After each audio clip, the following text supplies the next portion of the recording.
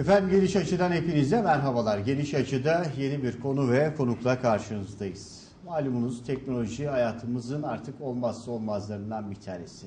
Hemen hemen hayatın her köşesinde bir şekilde karşımıza teknolojik ürünler çıkıyor. Bunlardan uzak durmak mümkün değil. Ancak bir de işin öbür tarafı var. Yani dozunu ayarlayamamak, bağımlı haline gelmek.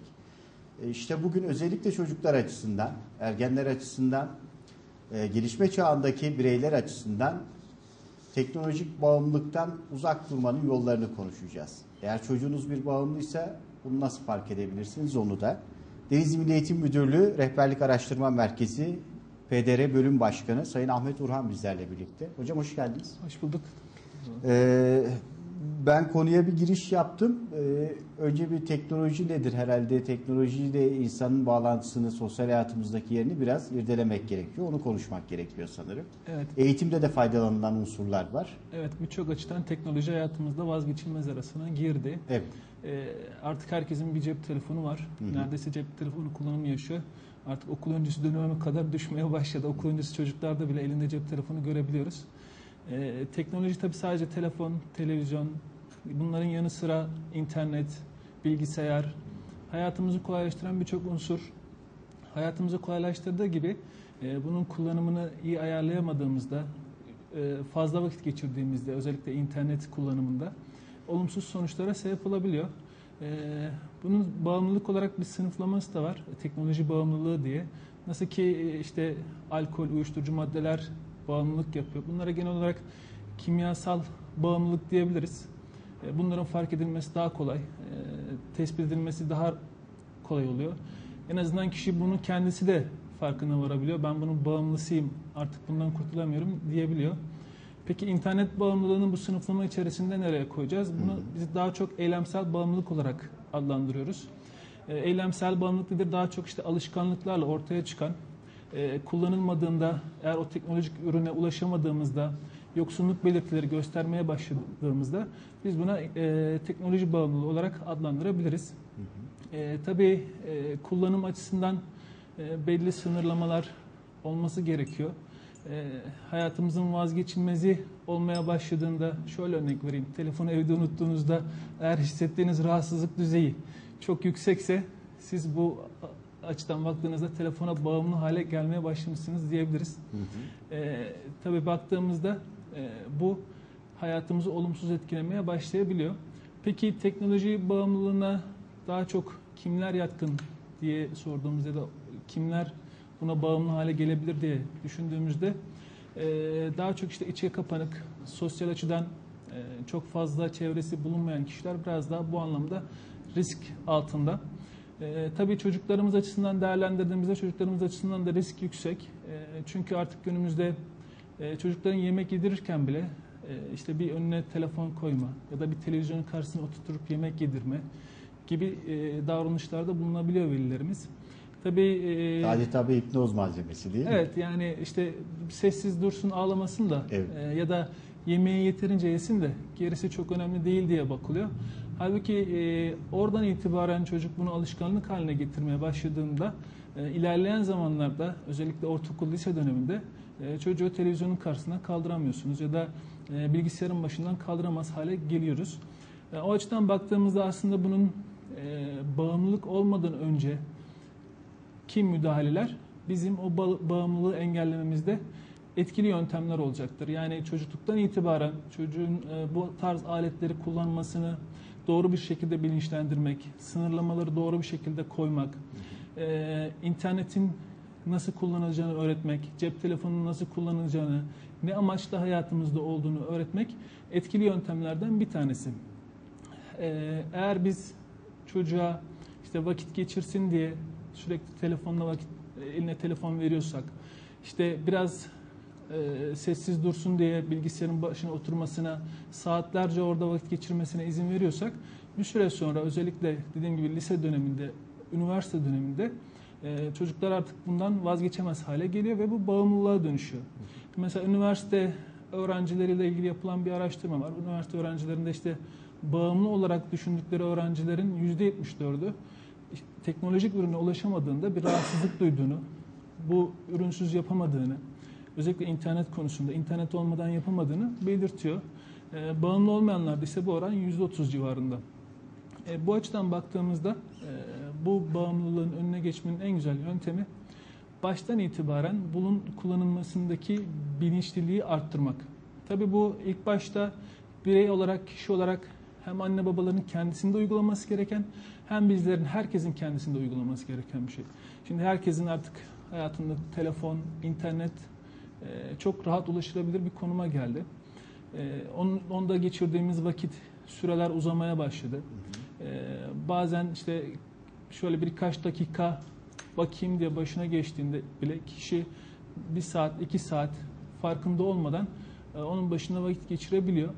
Tabii bunlara öncelikli olarak bireyin kendisinin farkındalık kazanarak dikkat etmesi gerekiyor. Ben bu atıyorum cep telefonuysa cep telefonu. Ben bu aleti niçin kullanıyorum? Şu an benim elimde neden var? Bir de baktığımızda artık işte bunları cazip hale getiren birçok program var, birçok site var.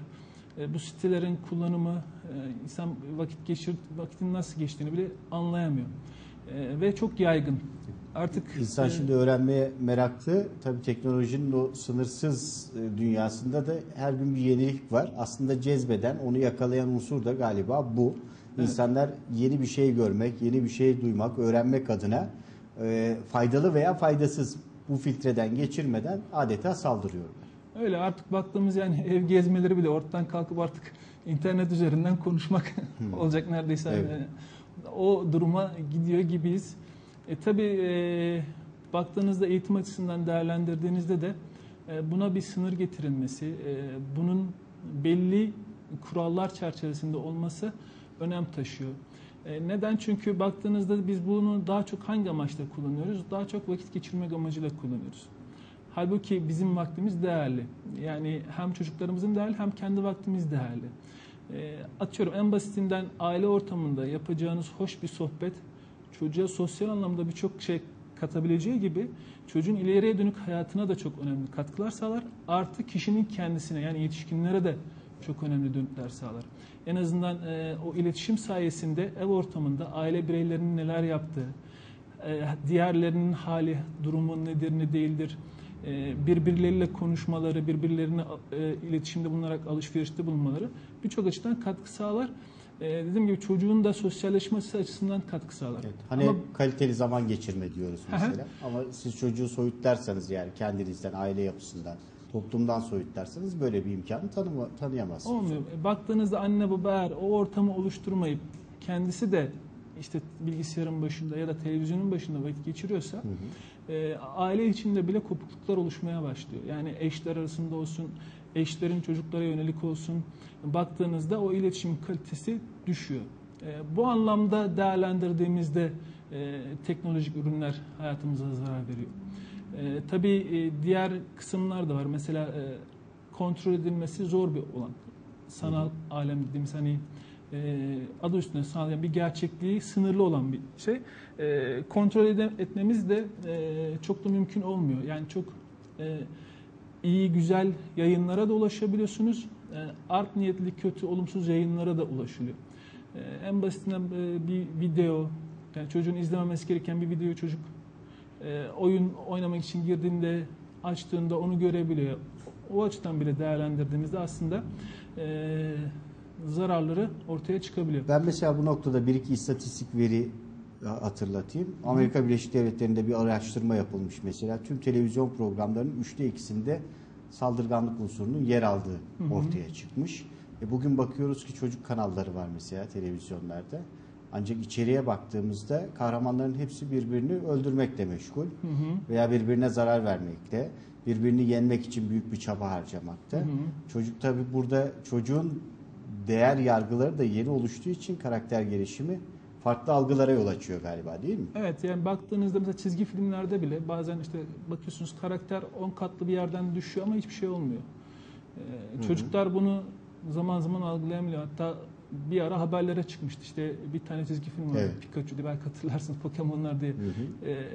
Bir ilde çocuğumuz işte kendisini o karakterle özleştirip bana bir şey olmaz deyip 3. kattan atlayabilmişti. Bir başkası kendini örümcek adam zannedip atmıştı apartmandan. Evet. Bu tarz şeyler de hani gerçeklik algısını da çocuğun aslında zarar veriyor. Ve baktığınızda mesela bu tarz videoları televizyon izlerken, video izlerken beynimizin nasıl çalıştığına baktığımızda beynimiz çok fazla bir faaliyette bulunmuyor. Şöyle bir kitapta şunu okumuştum ben. Beynimiz uyurken bile televizyon izlerken ki durumundan daha fazla faaliyet gösteriyor. Uyurken düşünün. Evet. Uyurken beyin çalışıyor. Fakat televizyon izlerken o faaliyetleri beynimizde göremiyoruz ne yazık ki. Evet. Şu meşhur bir çizgi film var. Tabii bu biz çocuklarımızdan dolayı takip ediyoruz. Biliyoruz, Sünger Bob diye bir ürün var. İşte izliyorlar. Onun çeşitli ürünleri var. Bunun üzerine bir araştırma yapılmış. Yine İngiltere veya Amerika'da hatırlayamıyorum. İşte belli sayıda deneye, yani çocuğa bu çizgi filmi izlettiriliyor. Sonrasında da soru soruluyor. O sorulara verdikleri tepki ölçülüyor. Çocukların 10 çocuktan 9'unun soruyu algılamakta güçlük çektiği, cevap veremediği görülüyor. Yani beyin aktivitesini neredeyse sıfıra kadar indiriyor. Çünkü çok tabii bunun sebebini araştırıyorlar. Çizgi filmdeki kareler o kadar çok hızlı hareket ediyor ki çocuk onu algılama sorunu yaşıyor. Hemen akabinde de bu sefer insanlarla iletişim kurmakta zorluk çekiyor. Bunun etkilerini tabii bizim kestirmemiz mümkün değil. Ancak böyle bilimsel araştırmalarla ortaya konulabiliyor. Evet, zamanımızda artık özellikle internet bağımlılığı, teknoloji bağımlılığı, bu tarz konularda da yapılan araştırmalar da gün geçtikçe artıyor. Bunların insan hayatındaki yeri, kullanım şekli, ne olmalı sorusu özellikle artık bu konuda araştırma yapan kişilerin özellikle meşgul eden sorular. Çünkü bunlar hayatımıza girdi artık. Bunları kullanmadan yapamıyoruz. Ama işte kullanmamız nasıl olmalı? Kullanırken nelere dikkat etmemiz gerekiyor? Bunun üzerine özellikle durulması gerekiyor. Baktığınızda faydalı kullanım da mümkün. Evet. Özellikle interneti uygun kullandığınızda muazzam bir kaynak ve kişinin üreticiliğini geliştirmeye yönelik birçok aktiviteyi yapabileceği özellikleri barındırıyor. Hem bilgisayar hem internet. Telefon açısından da bunu değerlendirebiliriz. Telefonun da bu tarz uygun kullanım yöntemleri var. Özellikle bunları yaygınlaştırmak gerekiyor. Yani sadece vakit geçirmek amaçlı bir kullanım değil de ya da işte çocuk sadece bilgisayarın başında oyun oynasın, öyle vakit geçirsin şeklinde değil de özellikle bu aletler nasıl kullanılır, kullandığında üretici bir hale nasıl dönüştürür, burada bu aleti kullanırken ne yaptığında fayda sağlar. Bunların üzerinde de daha fazla durmak gerekiyor. Çünkü bunları kullanırken biz eğer bu yönde çocuğa bilgilendirme yapmazsak, bu yönde bunu geliştirmezsek bir süre sonra sadece vakit geçirme amaçlı kullanılan bir alet hükmüne geliyor. Baktığınızda mesela internetten işte araştırma yapıp ödev hazırlayanlar, işte farklı programlar kullanıp programlarla üreticiliklerini geliştirenler, bunlar da mümkün. Baktığınızda mesela bazen uzaktan eğitim yöntemleri, artık bazı bu tarz siteler de yaygınlaşmaya başladı. Ya da videolu ders anlatımları, çocuğun internet üzerinden işte araştırma yapıp onun bilgilenmesini arttıran programlar da artık günümüzde sayısı artmaya başladı. Çok önemli bir noktaya geldik şimdi. Diyelim ki biz bir anne baba olarak, evet, evimizde bilgisayar var, internet bağlantımız var. Çocuğumuza böyle bir imkan tanımışız. Sizin söylediğiniz noktada faydalı hale getirebilmek için anne baba olarak mesela ne yapabiliriz?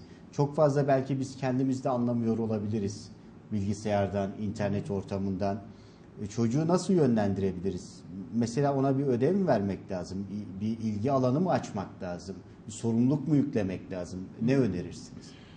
Birlikte kullanım önemli. Şimdi günümüzde baktığımızda anne babalar işte biz anlamıyoruz, takip edemiyoruz diyorlar ama ilk baştaki önerim şu: mutlaka evlerinde internetleri varsa bunların güvenli kullanım yöntemleri var, sınırlamaları var. Hı hı. İşte aile güvenliği paketi dediğimiz o paketler var. Bu tarz paketlerden birine mutlaka üye olmaları. Hı hı. Mesela bizim Milli Eğitim Bakanlığı'nın sitesinde birçok siteye erişim engellidir. Neden? Belli bir sınırlamalar, hani güvenlik açısından da bu şekilde geçer. Önemli. Bu tarz bir şeyi alıp önce bunu bir kurmaları ya da bir bilgisayarcıyla bunu bilgisayarlarında aktif hale getirmeleri, bağlantılarını güvenli bir hale almaları. Artık günümüzde öyle hale geldik ki çocuklar artık bilgisayar kurdu oldular. Bu güvenlik bağlantılarını bile farklı yöntemlerle aşmaya çalışıyorlar. Hatta aşıyorlar da. Bilgisayar konusunda anne babanın da bilinçlenmesi gerekiyor. Bunu bilgisayarı eve alırken, internete eve bağlatırken hangi amaçla bağlatıyor? Hı hı. Ve kullanımında birlikte de kullanarak hareket ederse daha iyi olur ilk başlarda. Sonra yavaş yavaş bunu zaman zaman denetleyip hangi sitelere girilmiş, neler yapılmış, internetten nasıl faydalanılmış ya da zararlı yerler var mı, bunları gözetlemeleri gerekiyor. Daha sonra dediğim gibi farklı programlar var. Mesela bir Paint'te birlikte resim yapmak, daha sonra bir konuyu araştırmak, işte mesela ne olabilir? Öğretmen ödev vermiştir. 3. sınıf çocuğu için bahsediyorum. İşte demiştir ki işte gezegenler nelerdir? Güneş sistemindeki. Bunu birlikte oturup araştırıp gel beraber öğrenelim. İnternetin böyle yönleri de var. Bunları da birlikte görelim diye bu tarz kullanımının da olduğunu göstermeleri gerekiyor. Eğer anne baba bu tarz kullanım dışında işte atıyorum sürekli sosyal o paylaşım sitelerinde geziyorsa çocuk da bir süre sonra anne babasından bakıp yavaş yavaş o sitelerde acaba bunda ne varmış? Annem niye burada sürekli? Babam niye buradan işte kimlerle konuşuyor? Buna yönelmeye başlıyor. Öncelikle evde özellikle bunun kullanımına dikkat edilmesi. Daha sonra güvenlik açısından neyi paylaşıp neyi paylaşmayacağının bilgisinin verilmesi. Daha sonra internetin bilgi amaçlı kullanımının sınırsız olduğunu, birçok bilgiyi tabi artık o bilgiyi alırken de bunu bir süzgeçten geçirmek gerekiyor ki internet artık birçok konuda herkes farklı bilgiler ortaya atabiliyor. Bazen hangisi doğru, hangisi yanlış siz bir de şaşırabiliyorsunuz. Farklı birkaç siteden, farklı birkaç kaynaktan araştırıp doğruluğunu teyit etmesi, bu bilgileri günlük hayatında kullanmasını sağlaması, özellikle okulda, okul yaşamında. İşte atıyorum mesela bir maç izledikten sonra okula gittiğinde çocuklar o maçları konuşur. Bu yönde yönlendirilmesi, işte öğretmenlerin bu konuda biraz daha çocuklara internetten uygun kullanıma yönelik ödevler vermesi ki artık bu tarz ödevler de veriliyor. İnternette mesela en basitinden yazmanın, işte elle yazmak yerine mesela yazı yazmak da evet, teşvik edilebilir. Bu tarz kullanımlarla uygun kullanım yöntemleri çocuğa yavaş yavaş aktarılabilir. Tabii ilk başta dediğimiz gibi güvenlik. Çünkü şimdi günümüzde baktığımızda dışarıdaki internet sayesinde dışarıda hiç tanımadığınız işte bilmem ne şehrindeki kişi bile sizin evinizde misafir olabiliyor. Yani sizin evinize girebiliyor. Özellikle çocukları bu konuda uyarmak ve bu çocukları bu konularda bilinçlendirmek. Mesela bir tane çok güzel bir video izledim ben. İşte İngiltere'de yapılmış. Çocuklara soruyorlar. Tanımadığınız bir kişiyle konuşur musunuz? Çoğu çocuk hayır diyor. İşte sonra başka bir soru soruyorlar. İşte tanımadığınız bir kişiye fotoğraflarınızı gösterir misiniz? Çocukların neredeyse tamamı hayır diyor. Ama internet ortamına geldiğimizde bakıyoruz ki işte o sosyal paylaşım sitelerinde çocukların çoğu bunu yapıyor.